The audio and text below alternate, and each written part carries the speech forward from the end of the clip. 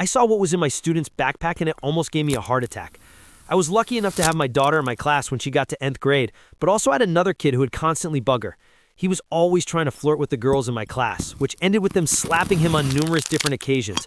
I sent him to the office so many times that he had to sit in the front, but one day he practically begged me to sit in the back. I don't know why, but I said yes. We were in the middle of an assignment and our entire class was silent, when at one point I could hear whispering coming from the back. I looked up and all I saw was him showing another student what at first glance looked like a handgun. It honestly took me a second to process what I had just seen. I didn't have a clear enough view to be sure, and I just sat there trying to stay calm. I knew I had to get a better look, so I stood up to go help one of my students. Now, I was sure it wasn't a toy. It was real.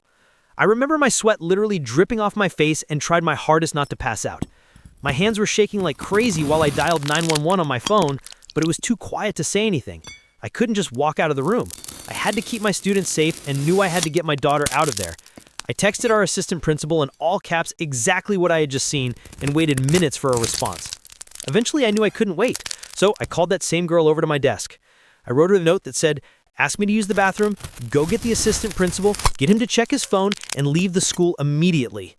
I tried to keep a calm look on my face, but she could see something was horribly wrong. She left without saying anything, and I tried to act like everything was normal. 5 excruciating minutes later, he knocked on the door. He walked inside and started chatting with a few students, acting as if nothing was wrong.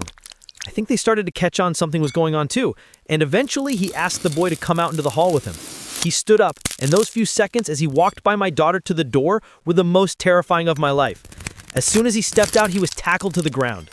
Apparently, he was planning to use it on another student that lunch,